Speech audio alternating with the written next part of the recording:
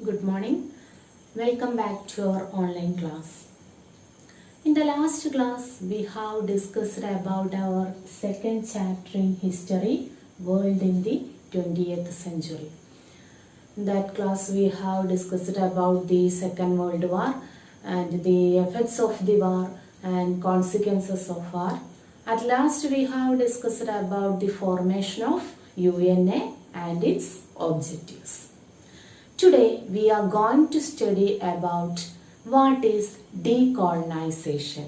What is decolonization or colonies become free? Decolonization.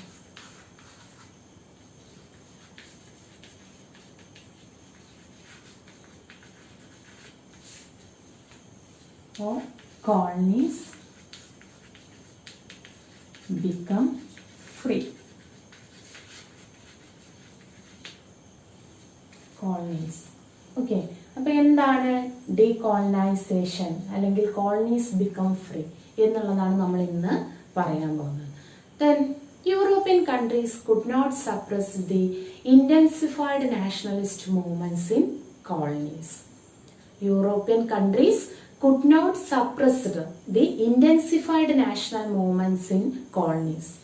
The USA and the USSR, which emerged as superpowers after the Second World War. USA and USSR, which emerged as the superpowers after the Second World War. They supported freedom movements in various European colonies. Then gradually colonies started to secure freedom from the imperialist control. This process is called decolonization. This process is called decolonization. അപ്പോൾ എന്താണ് decolonization? European countries could not suppress the intensified nationalist movements in colonies. ഇപ്പോൾ കോളനീസിൽ ഉണ്ടായിട്ടുള്ള national movements അതിനെ അവിടെ എന്താണ് intensified national movement ആണ് അല്ലെ, വളരെ ശക്തമായിട്ടുള്ള നാഷണൽ മൂവ്മെന്റ്സ് ആണ് ഉണ്ടായിരുന്നത്. അതിനെ സപ്രസ് ചെയ്യാൻ വേണ്ടിയിട്ട് യൂറോപ്യൻ കൺട്രീസിന് സാധിച്ചില്ല. അപ്പൊ ഈ സമയത്ത് എന്താണ് USA, നമുക്കറിയാം USA and USSR emerged as the super powers after the second world war അല്ലെ. സെക്കൻഡ് വേൾഡ് വാറിന് ശേഷം USAയും USSRും സൂപ്പർ പവേഴ്സ് ആയി മാറിയിട്ടുള്ള ഒരു സമയമാണിത്.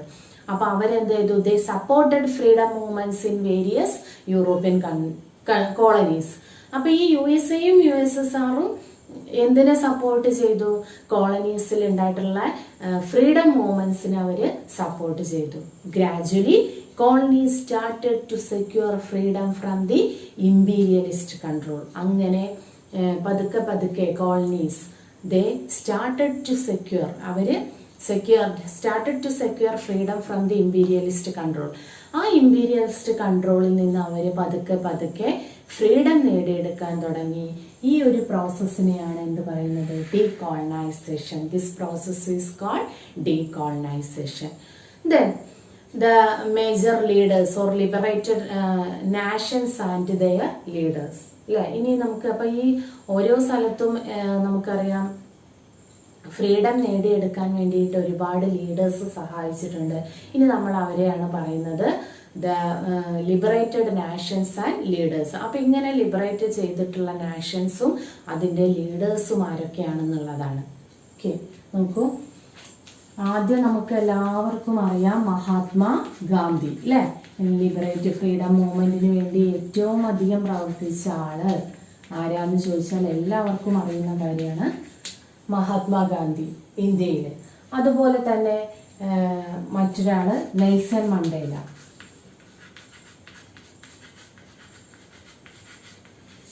നെൽസൺ മണ്ടേല എവിടെയാണ്? South Africa. Nelson Mandela south Africa. Then next ലീഡറാണ് നമ്മളെ ക്വാമി എൻക്രൂമ.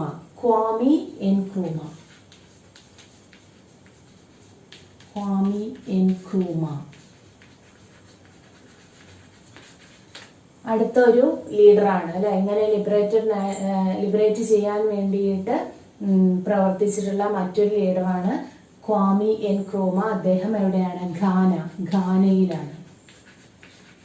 ഘാനയിലെ ലീഡറാണ് ക്വാമി എൻക്രൂമ. ദെൻ അടുത്തത് Jomo Kenyatta.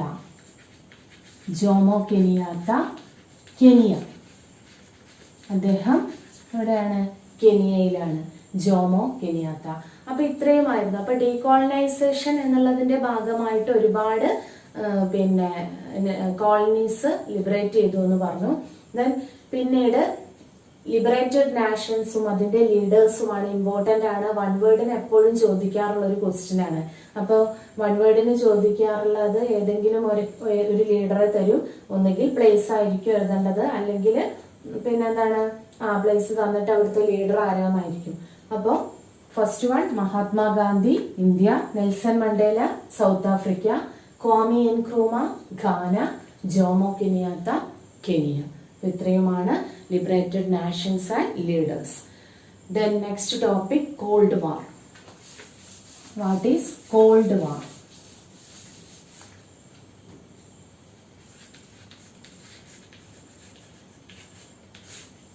Cold War. After the Second World War, two blocs are formed. Capitalist bloc under the leadership of USA and Socialist bloc under the leadership of USSR. After the Second World War, two blocs are formed, Capitalist bloc and Socialist bloc. Capitalist blocs and Socialist bloc. Capitalist blocs under the leadership of USA and Socialist bloc under the leadership of USSR. അപ്പോൾ second world വാറിന് ശേഷം രണ്ട് ബ്ലോക്സുകൾ form ചെയ്തു. ഒന്ന് capitalist ബ്ലോക്കും മറ്റൊന്ന് socialist ബ്ലോക്സുമാണ്. അപ്പോൾ അതിൽ capitalist block എന്ന് പറയുന്നത് USA-യുടെ ലീഡർഷിപ്പിലായിരുന്നു. എന്നാൽ സോഷ്യലിസ്റ്റ് ബ്ലോക്ക് ഏതിന്റെ ലീഡർഷിപ്പിലായിരുന്നു? USSR-ന്റെ ലീഡർഷിപ്പിലായിരുന്നു. These two blocks that represented contradictory ideas continued their political and diplomatic wars. അപ്പൊ ഇവിടെ രണ്ട് ബ്ലോക്കുകളായിട്ട് ഫോം ചെയ്തു എന്ന് പറഞ്ഞു അല്ലെ.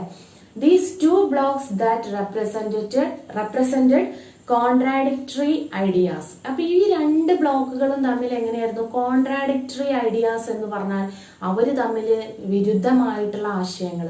ഒരാൾ പറയുന്നതായിരിക്കില്ല മറ്റൊരാൾ പറയുന്നത് ഇങ്ങനെ അല്ലെ. രണ്ടുപേരും വിരുദ്ധമായിട്ടുള്ള ആശയങ്ങളായിരുന്നു. And continued their political rivalry in diplomatic wars. അതേപോലെ തന്നെ അവരുടെ ആശയങ്ങൾ വിരുദ്ധമായിരുന്നു. അപ്പൊ അവരെങ്ങനെയാണ് അവരുടെ ഒരു റൈവൽറി, ശത്രുത ഇങ്ങനെ തുടർന്നുകൊണ്ടേയിരുന്നു. The ideological conflict between these two blocs is cold cold war. അപ്പൊ ഈ രണ്ട് ബ്ലോക്കുകളും തമ്മിലുള്ള ഐഡിയോളജിക്കൽ കോൺഫ്ലിക്റ്റ് ആണ് അല്ലെ, ആശയപരമായിട്ടുള്ള കോൺഫ്ലിക്റ്റുകൾ. ഇതിനെയാണ് എന്ത് പറയുന്നത്? കോൾഡ് വാർ എന്ന് പറയുന്നത്. അപ്പൊ രണ്ട് ബ്ലോക്കുകളും തമ്മിൽ ആശയപരമായിട്ട് വളരെയധികം വ്യത്യാസങ്ങൾ അവർ നിലനിന്നിരുന്നു. അപ്പൊ ഈ രണ്ട് ബ്ലോക്കുകളും തമ്മിലിട്ടുള്ള ഐഡിയോളജിക്കൽ കോൺഫ്ലിക്റ്റിനെയാണ് നമ്മൾ എന്ത് പറയുന്നത്? കോൾഡ് വാർ. ഓക്കെ, ഒന്നുകൂടി പറയാം. What is cold war? After the second world war, two blocs are formed. Capitalist bloc under the leadership of USA and Socialist bloc under the leadership of USSR. Then the two blocs that represented contradictory ideas continued their political rivalry and diplomatic wars. Then the ideological conflict between these two blocs is called Cold War. അപ്പൊ ഇങ്ങനെ രണ്ട് ബ്ലോക്കുകൾ form ചെയ്തു. ഇവർ തമ്മിലുള്ള ആശയങ്ങളിലുള്ള ഈ ഒരു വൈരുദ്ധ്യം അല്ലെ, ആ ഒരു വൈരുദ്ധ്യമാണ് എന്ത് പറയുന്നത്? കോൾഡ് വാർ എന്ന് പറയുന്നത്. Then next we are going to study about non-aligned movement. Non-aligned movement.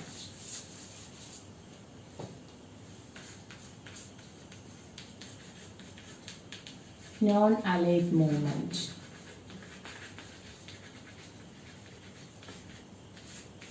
Non alignment movement എന്ന് പറഞ്ഞാൽ എന്താണെന്നുള്ളതാണ് ഇനി നമുക്ക് നോൺ അലൈൻഡ് മൂവ്മെന്റ് എന്ന് പറയുന്നത്. നമ്മളത് ചേരിചേരാ പ്രസ്ഥാനം എന്ന് പറയും. Non aligned leaders who introduced the concept of non alignment in the lee of capitalist and the socialist blocs. ഇപ്പൊ നമ്മൾ നോൺ അലൈൻമെന്റ് മൂവ്മെന്റ് എന്നുള്ളത് വന്നു. അപ്പൊ അത് കൊണ്ടുവരാൻ വേണ്ടിയിട്ട് ഇപ്പൊ ക്യാപിറ്റലിസ്റ്റ് സോഷ്യലിസ്റ്റ് എന്നുള്ള രണ്ട് ബ്ലോക്കുകളായിരുന്നല്ലോ, അതിന് പകരം നോൺ അലൈൻമെന്റ് മൂവ്മെന്റ് എന്നുള്ള ആ ഒരു കൺസെപ്റ്റ് കൊണ്ടുവരുന്ന അല്ലെങ്കിൽ അതിനു വേണ്ടി പ്രവർത്തിച്ച ലീഡേഴ്സിനെയാണ് ഇനി നമ്മൾ പറയുന്നത് ജവഹർലാൽ നെഹ്റു. ഇന്ത്യയിൽ ആരായിരുന്നു? ജവഹർലാൽ നെഹ്റു.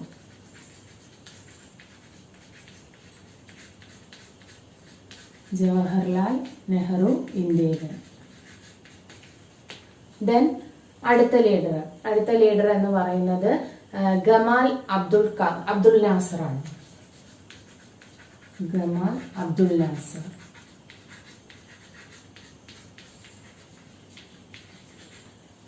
അപ്പോൾ ഈ ഒരു നോൺ അലൈൻമെന്റ് എന്നുള്ള കൺസെപ്റ്റ് കൊണ്ടുവന്ന മറ്റൊരു ലീഡർ ആയിരുന്നു ഗമാൽ അബ്ദുൽ നാസർ. അദ്ദേഹം എവിടെയാണ്? ഈജിപ്തിലാണ്. ഈജിപ്തിലെ ലീഡർ ആയിരുന്നു ഗമാൽ അബ്ദുൽ നാസർ. ദെൻ അടുത്തത് മാർഷൽ ടിറ്റോ ആണ്. മാർഷൽ ടിറ്റോ അദ്ദേഹം യൂഗോസ്ലാവിയയിലായിരുന്നു കേട്ടോ. Marshal Tito.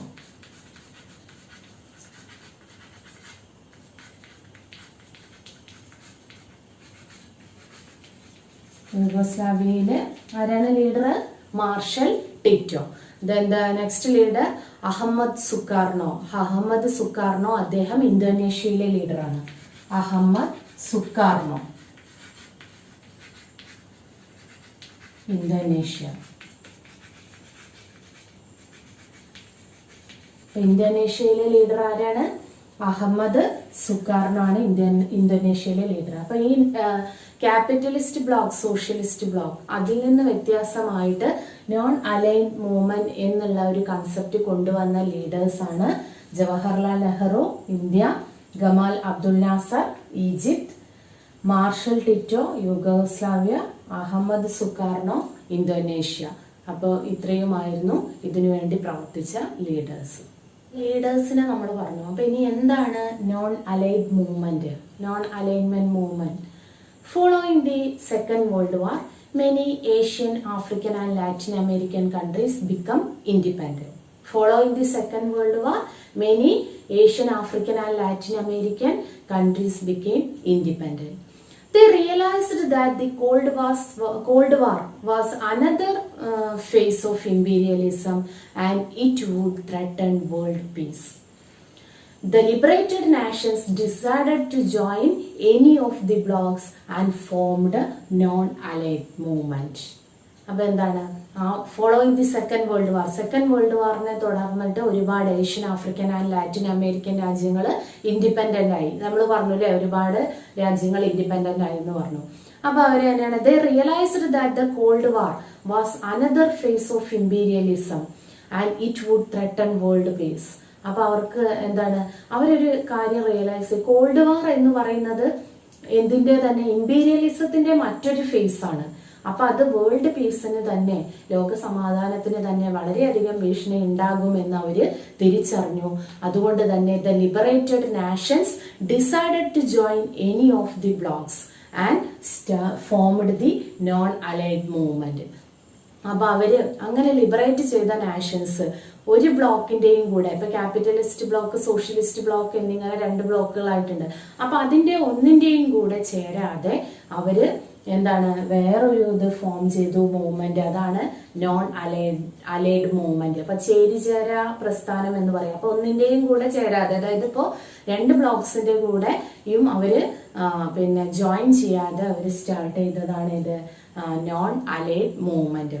The idea of the non-alignment movement was framed a meeting held in Bandung in Indonesia in 1955. അപ്പൊ ഈ ഒരു ഐഡിയ, അതായത് നോൺ അലൈഡ് മൂവ്മെന്റ് എന്നുള്ള ഈ ഒരു ഐഡിയ ഫോം ചെയ്തത് ബാന്തൂങ്ങിൽ വെച്ച് നടന്നിട്ടുള്ള ഒരു മീറ്റിംഗിലാണ്. അപ്പൊ ഇങ്ങനെ ഒരു മൂവ്മെന്റ് സ്റ്റാർട്ട് ചെയ്യണം എന്നുള്ളത് ഇന്തോനേഷ്യയിലെ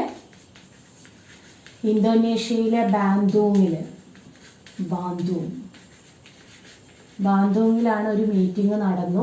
ആ മീറ്റിംഗിൽ വെച്ചിട്ടാണ് ഈ ഒരു നോൺ അലൈൻമെന്റ് മൂവ്മെന്റ് സ്റ്റാർട്ട് ചെയ്യുക എന്നുള്ള ഒരു തീരുമാനം 1955. പിന്നെ ഇതിന്റെ first conference, the first conference of the non alignment countries was held at Belgrade. ബെൽഗ്രേഡിലാണ് 1961. ബെൽഗ്രേഡിലാണ് ആദ്യത്തെ ഒരു കോൺഫറൻസ്. അപ്പൊ ഇതിന്റെ തീരുമാനം എന്ന് പറയുന്നത് എവിടെയാണ്? ഈ ഒരു നോൺ അലൈൻമെന്റ് മൂവ്മെന്റ് സ്റ്റാർട്ട് ചെയ്യാം എന്നുള്ള ഒരു തീരുമാനം ഉണ്ടായത് ഇന്തോനേഷ്യയിലെ ബാന്തൂങ്ങിലെ 1955ലാണ്. എന്നാൽ ഇതിന്റെ first conference of non alignment movement was held in Belgrade in 1961. 1961 ബെൽഗ്രേഡിലാണ് ഉണ്ടായത്. അപ്പൊ ഇത്രയുമാണ് നോൺ അലൈഡ് മൂവ്മെന്റ് എന്ന് പറയുന്നത്. ഒന്നുകൂടി പറയാം. Following the second world war many Asian, African and Latin American countries become independent. They realized that the Cold War was the another phase of imperialism and it would threaten the world peace. So they liberated nations decided to join any of the blocs and formed the non-allied movement. The idea of the non-alignment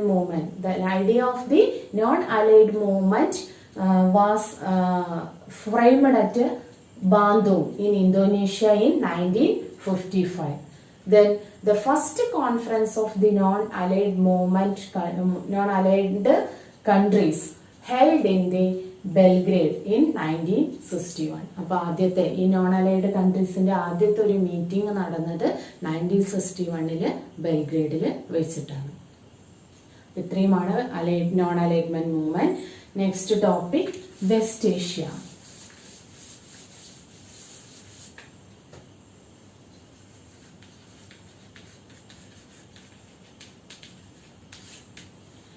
west Asia ഇതില് important ആയി west Asia എന്നുള്ള ടോപ്പിക്കിൽ first one what is Balfour declaration എന്നുള്ളതാണ്. Balfour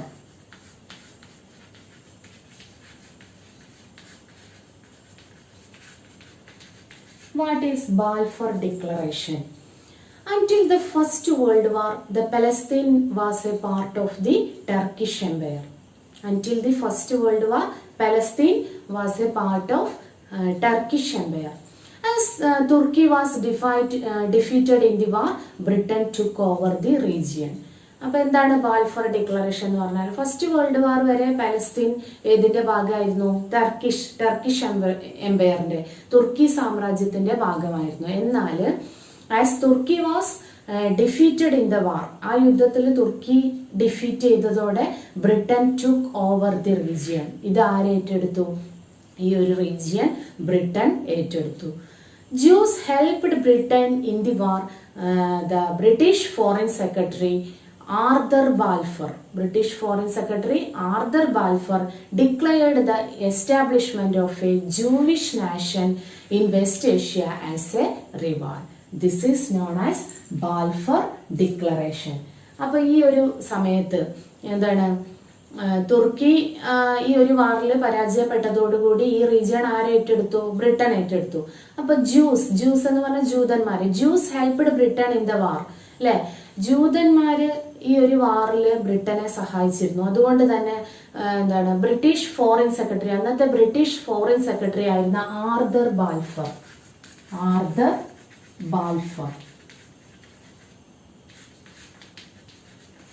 British Foreign Secretary Arthur Balfour declared the establishment of a Jewish nation in West Asia as a reward. അപ്പൊ അതിന് സഹായിച്ചതിന് പകരമായിട്ട്, ബ്രിട്ടനെ juice സഹായിച്ചതിന്റെ ഭാഗമായിട്ട് അന്നത്തെ ഫോറിൻ സെക്രട്ടറി ആയിരുന്ന ആർതർ ബാൽഫർ അവർക്കൊരു റിവാർഡ് കൊടുത്തു. West ഏഷ്യയിലെ ഒരു ജൂവിഷ് നാഷൻ എന്നുള്ളത്, വെസ്റ്റ് ഏഷ്യയിൽ അവർക്കായിട്ട് ഒരു ജൂതരാഷ്ട്രം എന്നുള്ള ഒരു ഓഫർ കൊടുത്തു. അപ്പൊ ഇത് ഡിക്ലെയർ ചെയ്തത് ആരാണ്? ആർതർ ബാൽഫർ ആണ്, അല്ലെ? ആർതർ ബാൽഫർ ആണ് ഈ ഒരു റിവാർഡ് ഡിക്ലെയർ ചെയ്തത്. അതുകൊണ്ടാണ് എന്ത് പേരിൽ അറിയപ്പെടുന്നത്? ബാൽഫർ ഡിക്ലറേഷൻ എന്നുള്ള പേരിൽ അറിയപ്പെടുന്നത്. അപ്പൊ എന്താണ്, until the First World War, Palestine was a part of the Turkish Empire. As Turkey was defeated in the war, Britain took over the region. Jews helped Britain in the war. The British Foreign Secretary Arthur Balfour, he declared the establishment of the Jewish nation in West Asia as a reward. It is known as Balfour declaration. അപ്പോൾ ഈ west ഏഷ്യയിൽ ഇവർക്കൊരു Jewish nation കൊടുക്കാം എന്നുള്ള ഒരു Arthur ബാൽഫറിന്റെ declaration, അതാണ് എന്ത് പേരിൽ അറിയപ്പെടുന്നത്? ബാൽഫർ ഡിക്ലറേഷൻ എന്നുള്ള പേരിൽ അറിയപ്പെടുന്നത്. ഇനി ഇതിൽ തന്നെ വരുന്ന മറ്റൊന്നാണ് സിയോണിസം. വാട്ട് ഈസ് സിയോണിസം എന്നുള്ളത്? എന്താണ് Zionism? Zionism means it is an international movement with the objective of the establishment of a homeland for the Jews. അല്ലെ, നമ്മൾ നേരത്തെ എന്താ പറഞ്ഞ ഒരു റിവാർഡ് കൊടുത്തു അല്ലെ, ജൂയിഷ് അല്ലെങ്കിൽ ജൂതന്മാർക്ക് വേണ്ടിയിട്ട് സ്വന്തമായിട്ടുള്ള ഒരു രാഷ്ട്രം എന്നുള്ളത്. അപ്പൊ അതിനു വേണ്ടി ഉണ്ടായിട്ടുള്ള ഒരു ഇന്റർനാഷണൽ മൂവ്മെന്റ് ആണ് ഏത് പേരിൽ അറിയപ്പെടുന്നത്? Zionism. It is an international movement with the objective of the establishment of a homeland for the Jews. ജൂതന്മാർക്ക് ഒരു ഹോംലാൻഡ്, അതിന്റെ എസ്റ്റാബ്ലിഷിന് വേണ്ടി ഉണ്ടായിട്ടുള്ള ഇന്റർനാഷണൽ മൂവ്മെന്റ്, ഇതാണ് സിയോണിസം, ഇന്റർനാഷണൽ മൂവ്മെന്റ്. അങ്ങനെ ഏത് ഫോം ചെയ്തു? അപ്പൊ ഈ ഒരു മൂവ്മെന്റ് അതിന് വേണ്ടിയിട്ടുണ്ടായി. അങ്ങനെ 1948 ഇസ്രായേൽ, അങ്ങനെ 1948 ഏത് ഫോം ചെയ്തു? ഇസ്രായേൽ ഫോം ചെയ്തു. In 1948 Israel was formed. അങ്ങനെ ജൂയിഷിന് വേണ്ടിയിട്ട് ഒരു സെപ്പറേറ്റ് ഹോംലാൻഡ്, അവർക്ക് വേണ്ടി ഒരു ഹോംലാൻഡ് എന്നുള്ള രീതിയിൽ ഏത് ഫോം ചെയ്തു? ഇസ്രായേൽ ഫോം ചെയ്തു.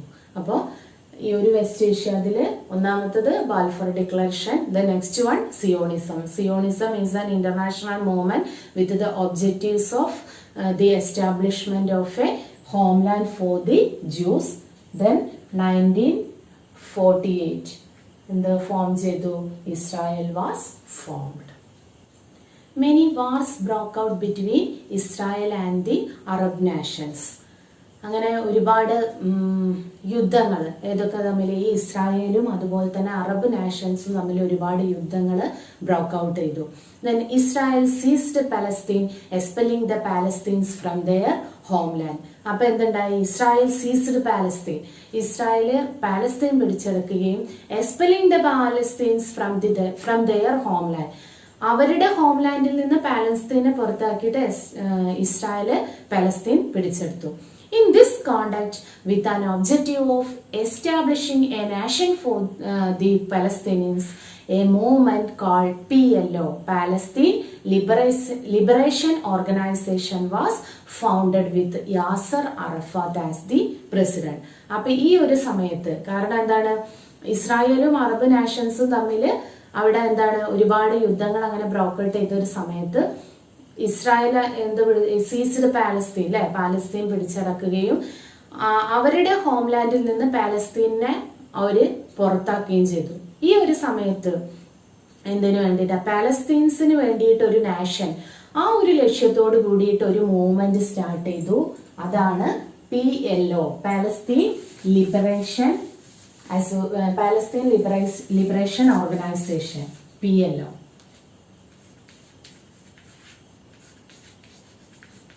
Palestine Liberation Organization. ആരായിരുന്നു? ആരുടെ നേതൃത്വത്തിലാണ്? Yasar അറഫാത്ത്.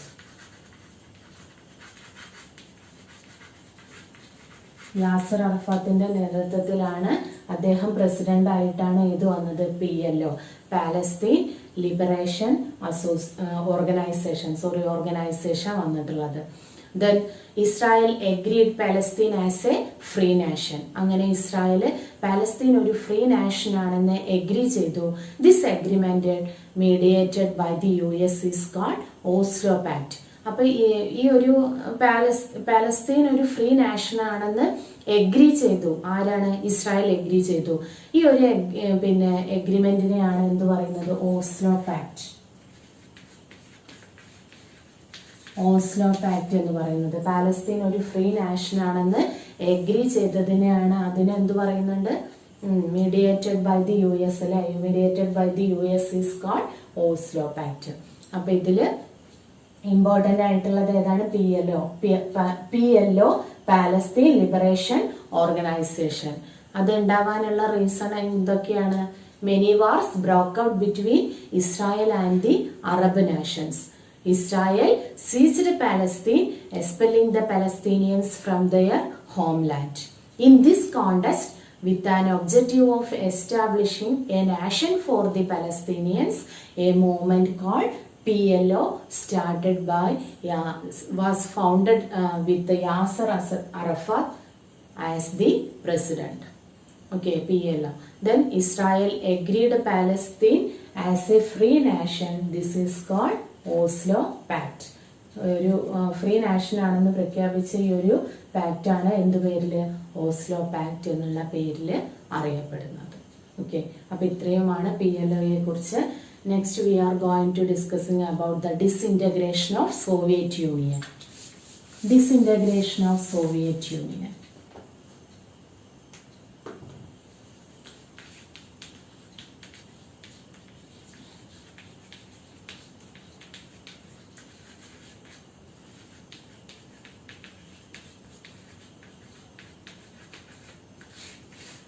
Disintegration of Soviet Union. Many factors led to the disintegration of Soviet Union. Soviet യൂണിയന്റെ തകർച്ചയ്ക്ക് ഒരുപാട് കാര്യങ്ങൾ വഴിതെളിച്ചിട്ടുണ്ട്. അതിലൊന്നാമത്തത് deviation from the basic principles of socialism. അപ്പോൾ എന്തൊക്കെയാണ് സോവിയറ്റ് യൂണിയന്റെ തകർച്ചയിലേക്ക് നയിച്ച കാര്യങ്ങൾ? ഒന്നാമത്തത് എന്താണ്? Deviation from the basic principles of socialism. സോഷ്യലിസത്തിന്റെ ബേസിക് പ്രിൻസിപ്പിൾ, അതിൽ നിന്നൊരു ഡീവിയേഷൻ എന്ന് പറഞ്ഞാൽ അതിൽ നിന്ന് മാറിപ്പോകുക അല്ലെ. സോഷ്യലിസം എന്നുള്ള കൺസെപ്റ്റ്, ആ ആശയങ്ങളോട് നിന്ന് മാറിപ്പോകുക, അതായിരുന്നു ഒന്നാമത്തെ reason. Then the second one was failure in bringing about the changes in economic sector. Failure in bringing about the changes in economic sector. Economic സെക്ടറിൽ ചേഞ്ചസ് കൊണ്ടുവരിക, അതിൽ വന്നിട്ടുള്ള ഫെയിലിയർ. അങ്ങനെ ഒരു ചേഞ്ചസ് കൊണ്ടുവരാൻ സാധിച്ചില്ല എന്നുള്ളതാണ്. അപ്പൊ അതിന്റെ failure. The next one over importance to defence. പിന്നെ എന്താണ്? ഡിഫൻസിന് ഓവർ ഇമ്പോർട്ടൻസ് കൊടുത്തു. ഡിഫൻസ്, പ്രതിരോധം അല്ലെ, അതിന് ഓവറായിട്ട് ഇമ്പോർട്ടൻസ് കൊടുത്തു എന്നുള്ളതാണ്. Then the next point is regulation on freedom of expression and opinion. Freedom of opinion and expression, അതിന് റെഗുലേഷൻ വരുത്തി. നമ്മുടെ അഭിപ്രായങ്ങൾ പ്രകടിപ്പിക്കാനുള്ള, അല്ലെങ്കിൽ അതിനുള്ള സ്വാതന്ത്ര്യം അല്ലെ, അഭിപ്രായങ്ങൾ പ്രകടിപ്പിക്കാൻ അതിനൊരു നിയന്ത്രണം ഏർപ്പെടുത്തി എന്നുള്ളതാണ് next reason. Then another one is corruption and inefficiency of the bureaucracy. Corruption and inefficiency of the bureaucracy. Bureaucracy എന്ന് പറഞ്ഞാൽ ആരാ? ഉദ്യോഗസ്ഥ വൃന്ദം, അല്ലെങ്കിൽ വലിയ വലിയ ഉദ്യോഗസ്ഥന്മാര്, അവരെയാണ് എന്ത് പറയാ? ബ്യൂറോക്രസി എന്ന് പറയുന്നത്. അവർക്കിടയിലുള്ള കറപ്ഷൻ, അഴിമതി, അതുപോലെ തന്നെ ഇൻഎഫിഷ്യൻസി, കഴിവില്ലായ്മ അല്ലെ. ഉയർന്ന തലത്തിലുള്ള ഉദ്യോഗസ്ഥന്മാർക്ക് അവർക്ക് കഴിവില്ലാത്തതും അവരുടെ കറപ്ഷനും ഇന്റഗ്രേഷന്റെ മറ്റൊരു കാരണമാണ്. Then the administrative measures of Mikhail Gorbachev. അതേപോലെ തന്നെ മിഖായേൽ ഗോർബച്ചേവിന്റെ അഡ്മിനിസ്ട്രേറ്റീവ് റിഫോംസ്. അപ്പൊ ഇത്രയും കാര്യങ്ങളാണ് എന്തിന് വഴിതെളിച്ചിട്ടുള്ളത്? The disintegration of Soviet Union. Soviet യൂണിയന്റെ ഡിസിന്റഗ്രേഷന് വഴിതെളിച്ചത്. അപ്പോൾ മിഖായേൽ ഗോർബച്ചേവിന്റെ ഗ്ലാസ്നോസ്റ്റ് ആൻഡ് പെരിസ്ട്രോയിക്ക എന്ന് പറയുന്ന അഡ്മിനിസ്ട്രേറ്റീവ് റിഫോംസുകൾ. അപ്പൊ എന്താണ് ആ ഭരണ പരിഷ്കാരങ്ങൾ? പൊളിറ്റിക്കൽ ഫീൽഡിൽ ഓപ്പൺനെസ് നൽകിക്കൊണ്ടുള്ള അദ്ദേഹത്തിന്റെ അഡ്മിനിസ്ട്രേറ്റീവ് റിഫോംസ് ആയിരുന്നു ഗ്ലാസ്നോസ്റ്റ് ആൻഡ് പെരിസ്ട്രോയിക്ക എന്ന് പറയുന്നത്. അപ്പൊ ഇങ്ങനെയുള്ള കാര്യങ്ങളാണ് സോവിയറ്റ് യൂണിയന്റെ ഡിസിന്റഗ്രേഷനിലേക്ക് നയിച്ചത്. ഒന്നുകൂടി പറയാം. First point, deviation from the basic principles of socialism.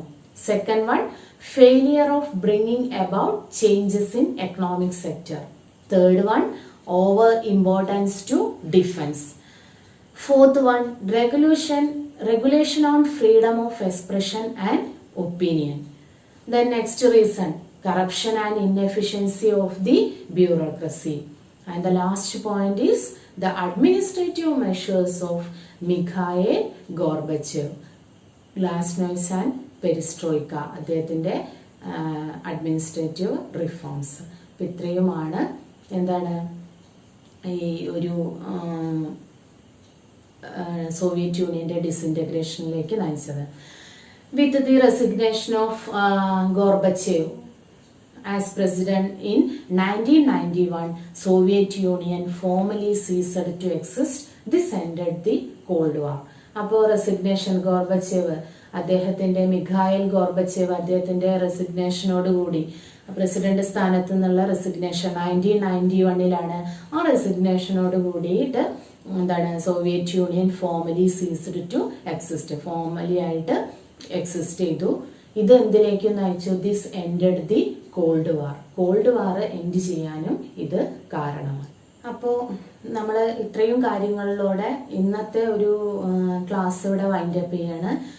ഈ ഒരു ചാപ്റ്ററിൽ നമുക്ക് ഒരു 2-3 ടോപ്പിക്കുകളോടൊന്ന് പറയാനുണ്ട്. അത് നമുക്ക് നെക്സ്റ്റ് ക്ലാസ്സിൽ പറയാം. അപ്പോൾ ഇന്നത്തെ ക്ലാസ്സിലുള്ള അസൈൻമെന്റിന്റെ question, what are the factors that led to the disintegration of Soviet Union? What are the factors that led to the disintegration of Soviet Union? അപ്പോൾ ആ ക്വസ്റ്റ്യൻ എഴുതി അയച്ചു തരിക. ഇനി നമുക്ക് അടുത്ത ക്ലാസ്സിൽ മീറ്റ് ചെയ്യാം. Thank you.